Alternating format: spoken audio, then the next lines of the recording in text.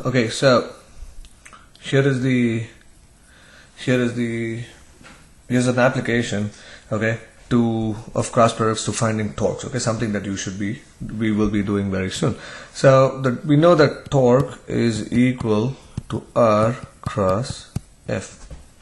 Okay, so now in the first part, what it says is you've been given the vector R, and you've also been given the force F, and it says what is the torque about the origin. So what we'll do here is simply just calculate it out, not nothing else. So when it says about the origin, okay, what it's saying is that the R that you choose is going to be simply the R that you have here. Okay, so in order to answer part A, the torque is simply take the vector R, which is given with respect to the origin, and then cross it with F.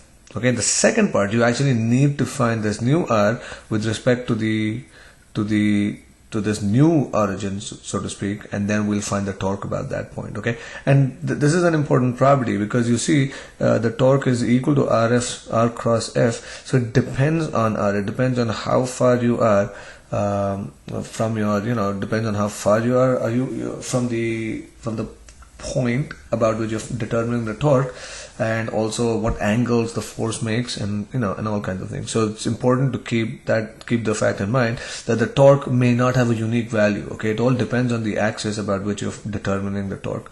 So let's proceed and let's figure this out. So tau is equal to R cross F. So again, let's do the determinant, and we have I, J, K. By the way, this is similar to problem number 8. I just changed the numbers. And then you have 2 and 1, and K is given as 0, and then you have 1 and 3 and 0. Okay, great. So once again, we'll proceed and we'll write the two columns here, 2, 1, and then 1, 3. We'll just repeat them. Now if you look at this, okay, the cross product for the component of I vanishes, because if you look at I, okay, you have to look at this determinant, and two of the terms are 0. So 1 times 0 minus 0, 3 times 0, it's all cancels out.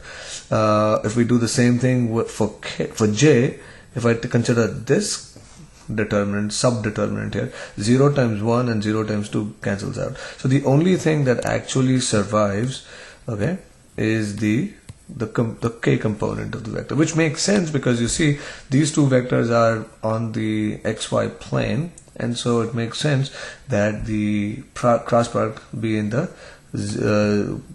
along the Z direction, okay, perpendicular to the XY plane. So let's figure out what this is going to be equal to. So this will end up being equal to simply K times 2 times 3 minus 1 times 1, so which is equal to 6 minus 1, which is 5 times K. So the torque, okay, about the origin is equal to 5 times K. Alright, now part B is determining the torque about this point 3, 0. Okay, so first thing what we need to do is we need to find what R is with respect to this point 3, 0. So let's draw a diagram here. Okay, so if I draw this diagram, 3, 0, let's say 1, 2, 3, 3, 0 is out here. R was equal to 2 plus 2I hat plus J hat. So R was 2I hat plus J. So this is where R was. Okay, and what we want to know is our new R prime is going to be relative to this guy.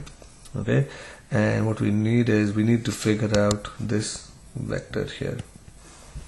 Okay, so this vector R prime is what we need, and then once we have R prime, then we can do R prime cross F to figure out the moment of the torque, which is the moment of the force about that point.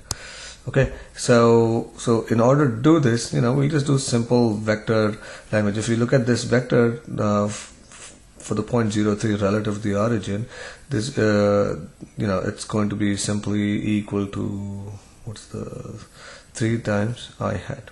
Okay, so if you look at this, R prime, okay, is going to be equal to R minus 3I hat, where R is 2I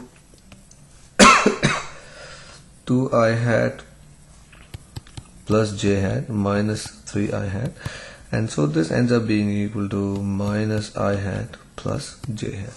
Great. Now that we have this, okay, you can go ahead and find the cross product of r prime with respect to f.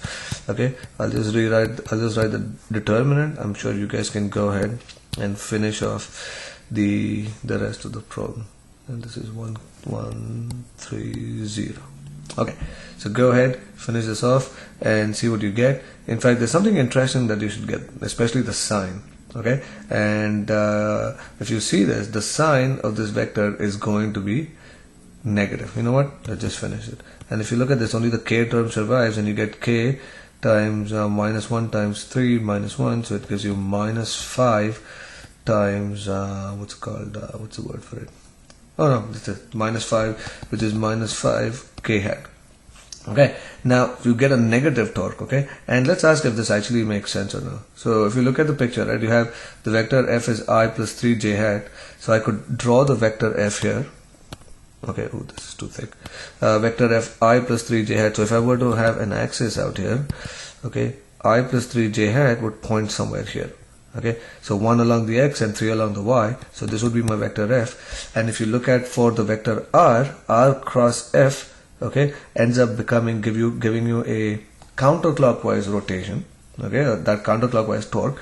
On the other hand, with respect to the new origin, which is at 3, 0, you end up getting a clockwise torque, and it makes sense that it should have a direction that is opposite the direction of the torque due to r cross f.